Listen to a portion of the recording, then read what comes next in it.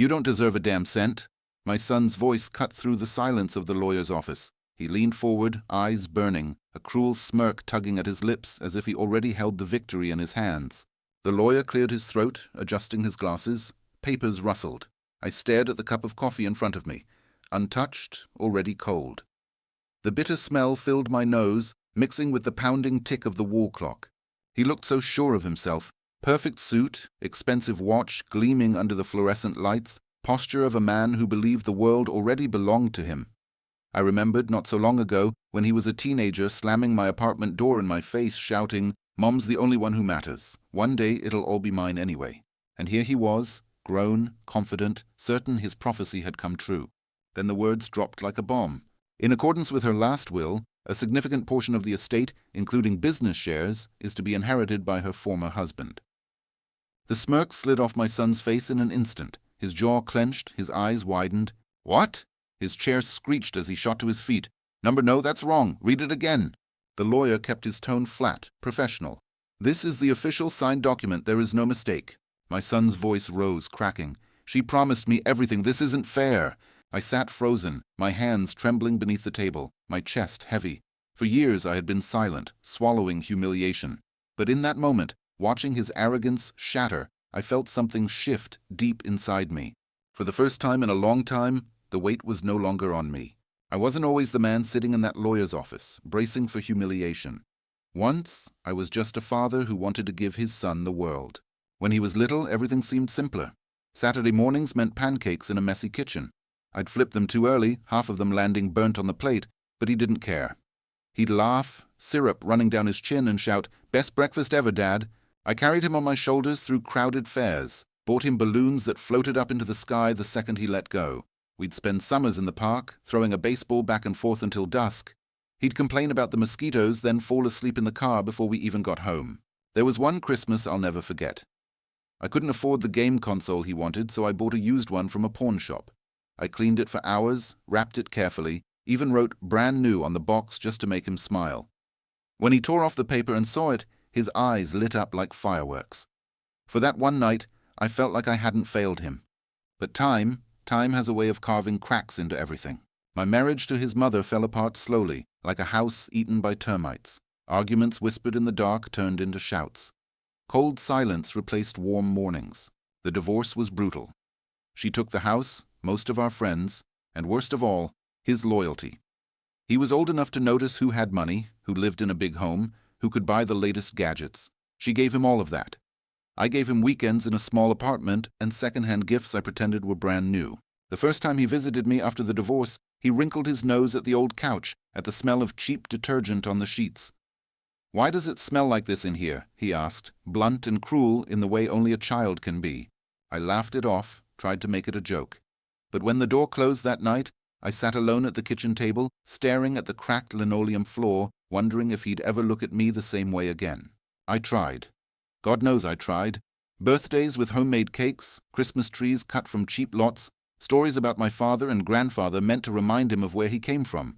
But with every year, I could see the distance growing in his eyes. One night, after another argument about nothing, he slammed my kitchen door so hard the frame cracked. His words echoed long after he was gone.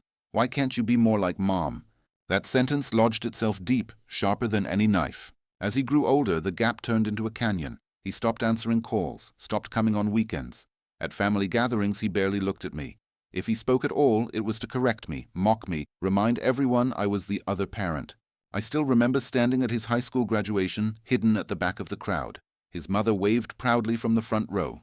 He never even glanced at me. I clapped anyway, alone, until my hands hurt. I told myself it was just arrogance, that youth would pass and he'd remember. I held on to that hope for years.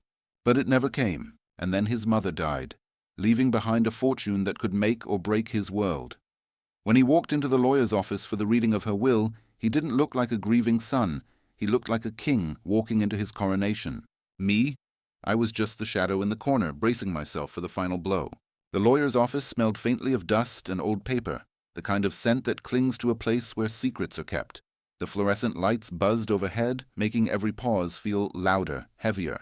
My son sat across from me, legs crossed, leaning back in his chair like he was in control of the entire world. He had that same smirk he'd worn since he walked through the door, the one that said, "You're finished. This is mine." The lawyer adjusted his tie nervously. "As I was saying," he began, voice cautious, "your mother's final will specifies that the estate is to be divided as follows." He listed the properties, the accounts, the shares of the company, and with each word my son's face tightened. Then came the line that shattered his confidence. A significant portion is to be inherited by her former husband. It was as if someone had yanked the rug from under him. His smirk disappeared. His jaw twitched. For a split second he looked like the little boy I once knew, confused, lost. But then the mask snapped back on and rage replaced shock. "This is a mistake," he barked. "Read it again." The lawyer cleared his throat.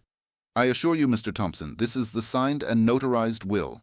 My son slammed his fist on the table, making the pens rattle. "She promised me everything. She said it was all mine." His eyes darted toward me, sharp, venomous. "You did this. You poisoned her against me." I opened my mouth, but no words came. My throat was dry, my palms sweating. "All my life," he spat, leaning across the table. "You've been dragging me down, a loser, a parasite, and now you think you're going to take this from me too." The lawyer tried to interject. "Please, let's keep this civil." "Shut up," my son snapped, his voice cracking. "You don't know what he's like. He doesn't deserve a cent." The room went silent. His words hung in the air like smoke, choking me. A parasite. That's what my own son saw when he looked at me. Not a father. Not the man who had carried him on his shoulders, patched his scraped knees, worked double shifts so he could have shoes that weren't falling apart. Just nothing. I felt the blood rush to my ears, my chest heavy like a stone pressing down. I wanted to shout, to remind him of every sacrifice, every moment of love he'd long forgotten. But the words wouldn't come. Instead, I sat there, trembling, watching as he tore through the last shreds of respect between us. Finally, he grabbed his coat and stormed toward the door. "This isn't over," he hissed. "You'll pay for this." The door slammed shut, leaving me in the stale, buzzing silence of the office. For the first time in my life, I realized my son wasn't just angry. He wasn't grieving. He wasn't even hurt. He hated me, and that truth cut deeper than anything else. That night, I couldn't sleep. The lawyer's office kept replaying in my head like a broken record, the word parasite echoing until it drowned out everything else. I sat at the kitchen table, the yellow lamp buzzing above me, casting long shadows on the peeling wallpaper. My coffee had gone cold hours ago, but I kept sipping it, bitter and useless. My hands shook so much I spilled half of it on the table. How had it come to this? A father and a son, split by greed, by anger, by years of distance.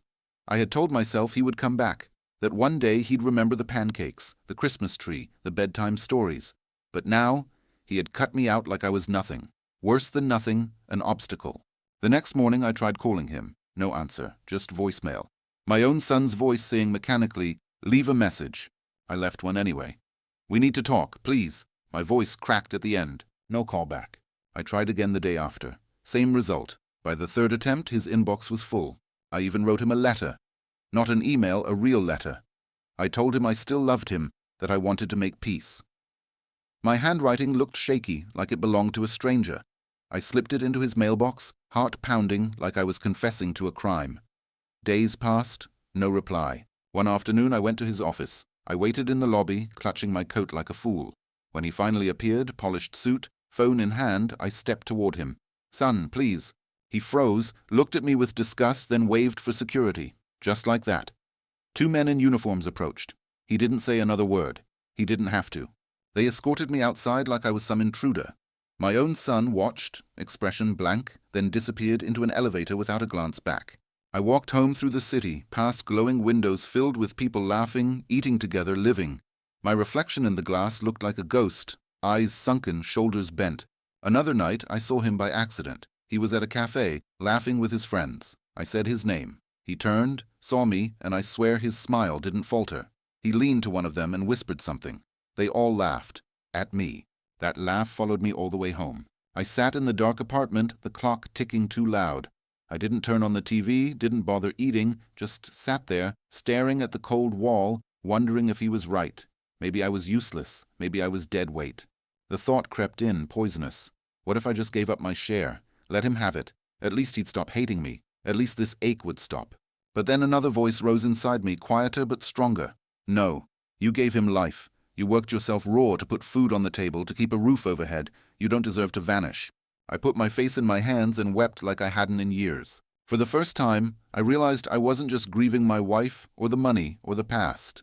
I was grieving the son I had lost long before that office meeting. And that grief was heavier than any fortune. Something inside me snapped after that last humiliation outside his office.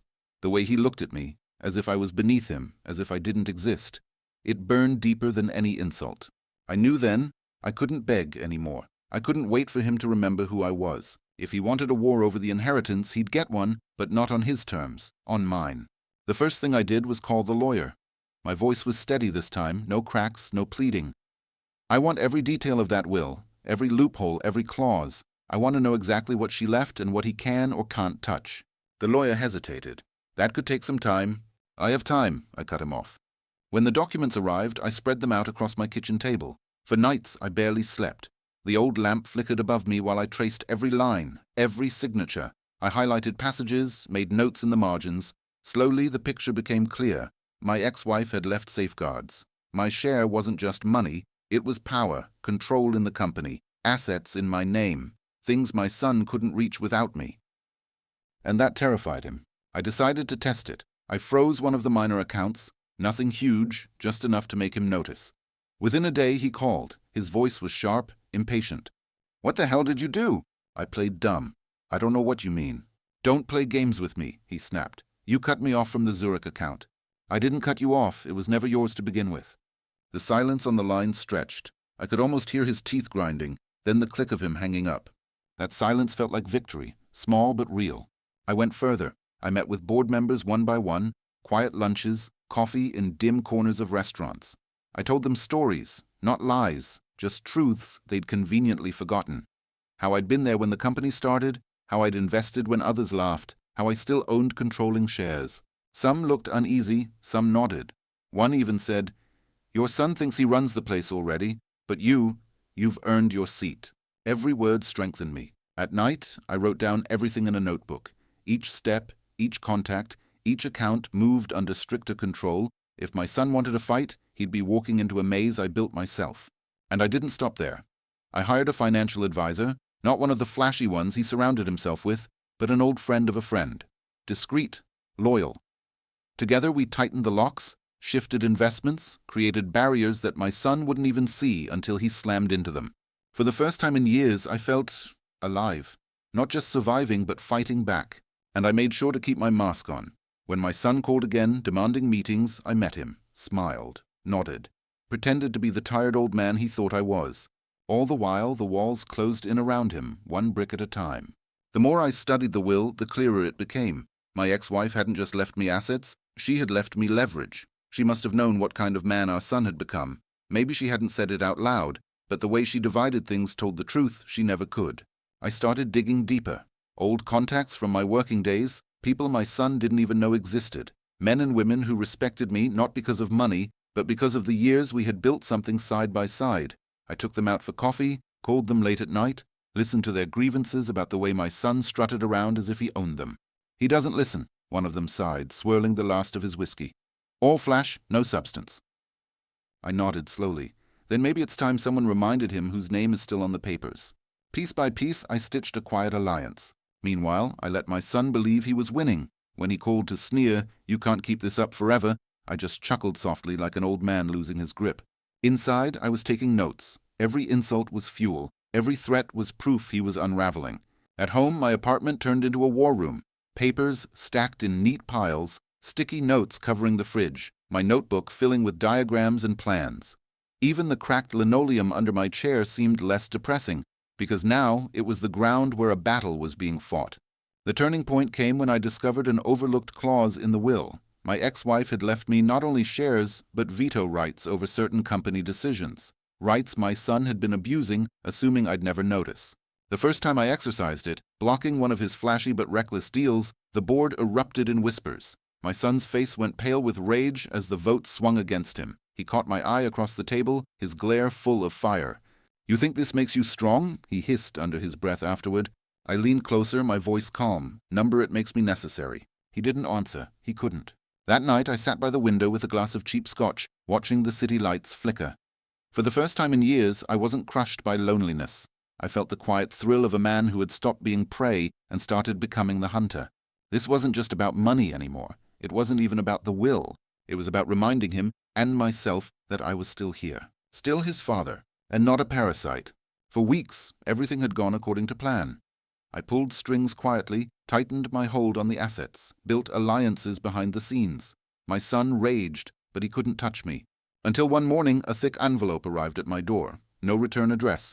Inside, photocopies of my bank statements, accounts I thought were private, now exposed, and on top, a note in bold black ink.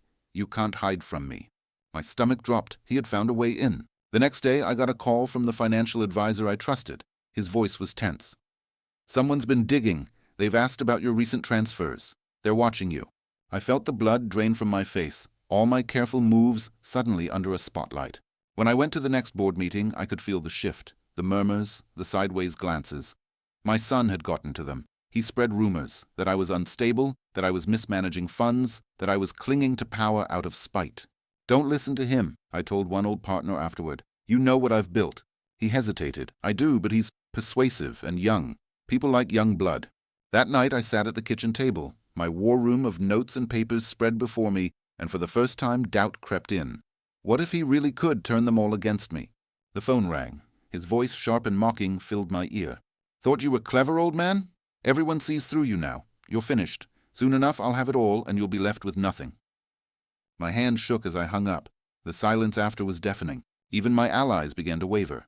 Calls went unanswered. Meetings postponed. It felt like the walls I'd built so carefully were starting to crack. And then came the worst blow. A letter from the lawyer. My son was contesting the will, dragging everything into court. I sat alone, the papers trembling in my hands, wondering if maybe this was the end of the line. Maybe he really would crush me. The first hearing was a disaster. I walked into the courthouse in my worn suit, the one I'd kept for weddings and funerals. My son arrived flanked by lawyers in tailored suits, their briefcases gleaming. He didn't even look at me, just smirked like the king entering his throne room. Inside, his attorney painted me as a bitter old man trying to steal what didn't belong to him. Words like unstable, vindictive, unfit filled the air, each one a dagger. I sat there, fists clenched, feeling smaller with every sentence. When it was my turn to speak, my voice cracked. The judge's expression was unreadable, but I could sense the doubt spreading across the room. At one point, my son leaned back in his chair, whispering something to his lawyer, then glanced at me with that same cruel smile he'd worn since childhood when he knew he'd won. The humiliation was unbearable. When the session ended, I walked out into the cold air, my legs trembling. Reporters were waiting on the steps. Cameras flashed. One of them shoved a mic at me. Sir, is it true your son claims you manipulated your ex-wife into changing her will? I froze. The question echoed in my head. Manipulated? I could barely convince her to answer my calls, let alone control her decisions. But I couldn't speak. My throat locked. My silence was enough for them. They scribbled, nodded, moved on, already shaping the narrative. The greedy old man versus the bright young heir. That night, I sat by the window, watching the city blur in the rain. My notes, my careful plans, lay scattered on the table. For the first time since I started this fight, I wondered if I had made a mistake. What if he was right? What if the world really was on his side? The thought clawed at me until dawn. The day of the final hearing arrived like a storm I'd been waiting for my whole life. My son walked into the courtroom first, surrounded by lawyers and sycophants. He was radiant with arrogance, his suit flawless, his smile sharp as glass. To anyone watching, he looked untouchable. But beneath my worn jacket, in my trembling hands, I carried something he didn't know existed. Weeks of quiet preparation had led to this. The meetings, the alliances, the late-night research under the dim glow of my kitchen lamp, all of it funneled into the folder tucked under my arm. As the session began, his lawyer wasted no time. Your Honor, he boomed, this is a simple matter. My client's mother intended her fortune to stay with family, her true family. The respondent is a bitter ex-husband with no rightful claim. Each word was a hammer, and for a while I let it fall. I sat still, my silence deliberate, letting the room believe I was beaten. Then came my turn. My lawyer, an old colleague I had quietly reached out to weeks ago, rose. His voice was steady, not loud, but it carried weight. Your Honor, before we address intent, let us address facts. He placed a thick stack of documents on the table, bank records, company memos, contracts signed by my ex-wife herself. And then the dagger. A letter she had written months before her death.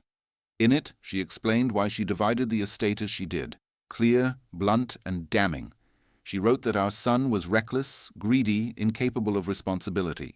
That she trusted me, not out of sentimentality, but because I was the only one she believed could protect what she had built. The room fell silent. My son's face drained of color. That's fake," he shouted, rising from his chair. "You forged it." The judge raised a hand. "Sit down, Mr. Thompson." But he didn't. He lunged for the letter, grabbing at the papers like a desperate man drowning. Security pulled him back. His voice cracked as he screamed, "It was supposed to be mine. All of it. He doesn't deserve a damn cent." The judge's gavel slammed. The room erupted in whispers, gasps, the scribble of reporters' pens. And in that chaos, I finally spoke. My voice was calm, but it cut through the noise. "You called me a parasite," I said, my eyes locked on his. "But parasites take without giving. I gave you everything I had. Time, love, sacrifice. And you threw it away. That's not my shame, son. That's yours." For the first time, I saw something flicker in his eyes. Not rage, not arrogance, but fear. The verdict was swift. The will stood as written. My share protected, his control shattered. But the real punishment wasn't legal.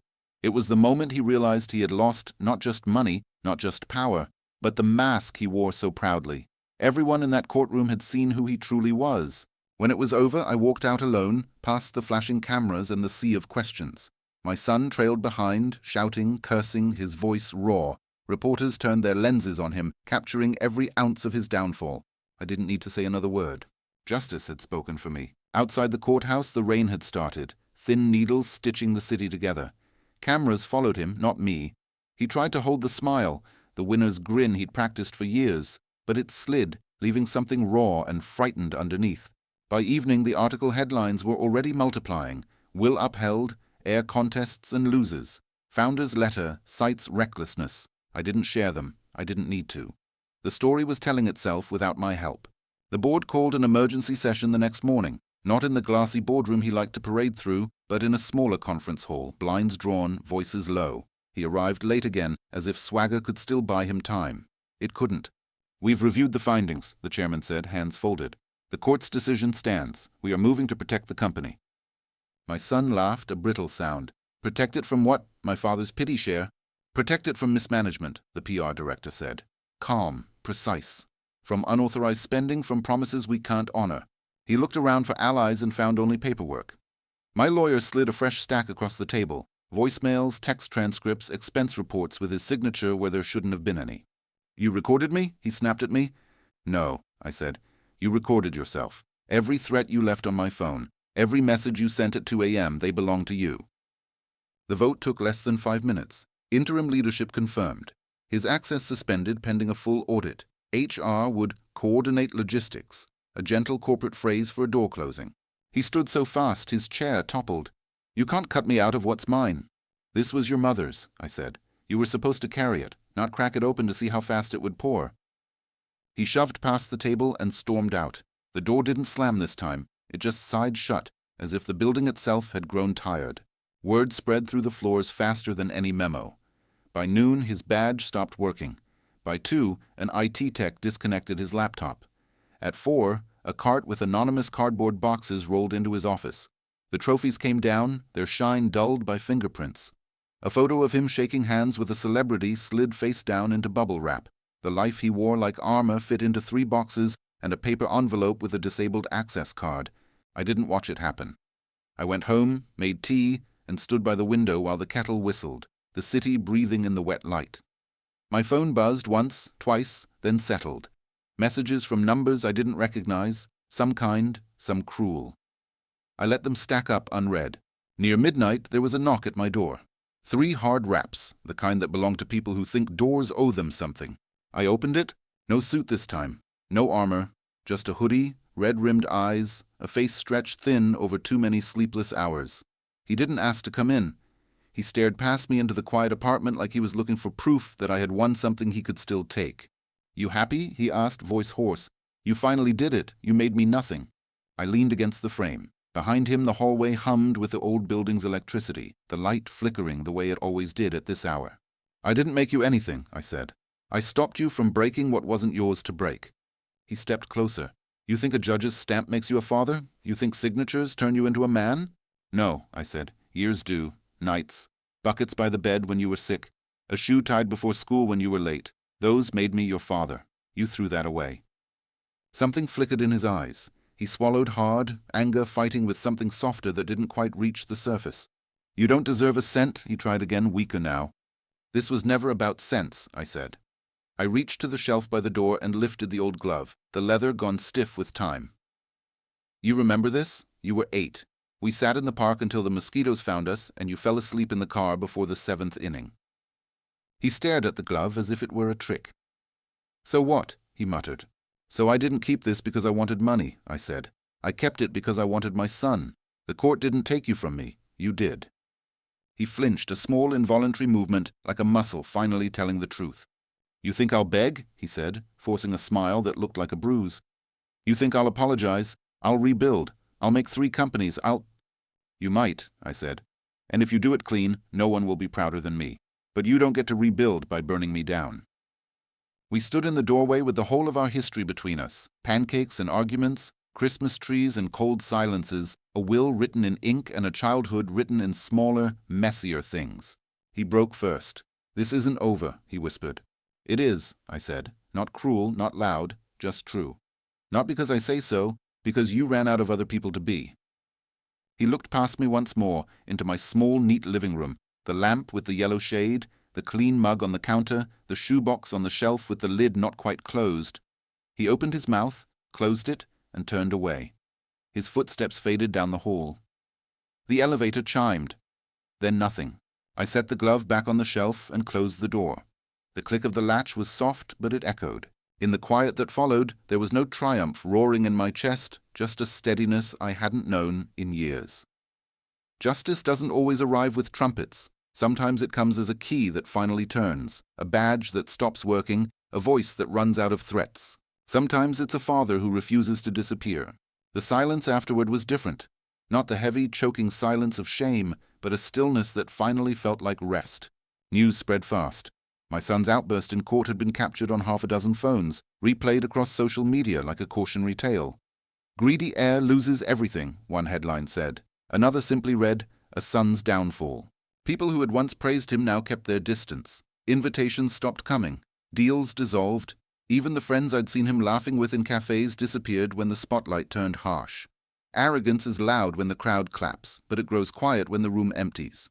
I didn't celebrate. I didn't throw a party or boast. I simply went back to my small routines. Morning coffee, the newspaper, walks in the park. But each step felt lighter. Each sip tasted sharper. I could look at myself in the mirror without seeing a man defeated. The company, once on the brink of being gutted by my son's reckless schemes, steadied itself. The board leaned on my experience, not because I demanded it, but because I had earned it. For the first time in years, my voice was not just heard, it was respected. Neighbors noticed too. The doorman who used to avoid small talk when my son's shouting calls spilled through my phone now greeted me with warmth. A woman on the 5th floor stopped me to say she'd seen the news and thought I'd been brave. Brave. The word felt strange in my ears, but not unwelcome. And my son? He vanished from my world. I heard whispers, failed ventures, angry investors, attempts to claw his way back, but they were only whispers. He no longer stormed my door, no longer spat his fury into my nights. He was gone, and in that absence peace bloomed. One evening I cleaned the apartment.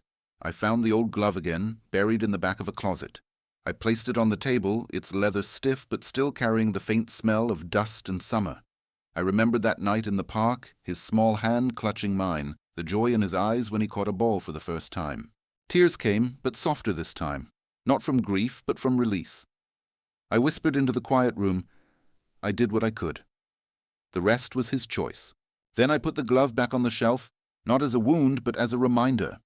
A chapter closed. I locked the door behind me and stood in the stillness. The click of the lock echoed through the hallway, simple but final. For the first time in years I felt it, not victory, not revenge, but peace, the kind of peace that comes only when justice has spoken and the storm has passed. And I knew deep down that was enough.